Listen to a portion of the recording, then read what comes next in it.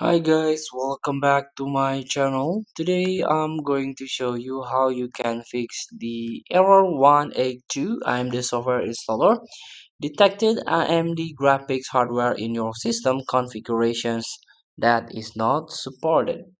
So there are three possible causes according to AMD.com support articles here.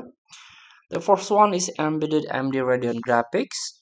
So you try to install the Adrenaline edition, the latest version of the driver. It doesn't match with embedded AMD Radeon graphics. And also legacy AMD Radeon graphics. Of course, if you have old GPU, you cannot use Adrenaline. You cannot install Adrenaline edition of the AMD driver. You have to install the old driver. And the third is customize AMD Radeon graphics for OEM, original equipment manufacturing systems.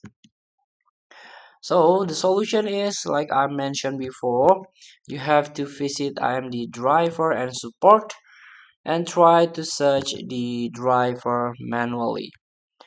Here, for example, you can try to search graphics. You can select graphics and search Radeon embedded here. So try to search your GPU, for example, the HD 5770 embedded, submit, and this is the driver based on your operating system. Again, this is the old driver that you can try to download, install on your system.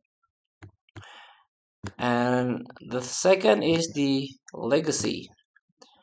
So if you have your GPU on this list, you have to install legacy driver. So you can check out, and this is the APU. If your APU in this list, you have to download from Microsoft using Windows Update. And this is, again, you have to install AMD graphic, the legacy AMD driver. You can select manually on the driver and support page.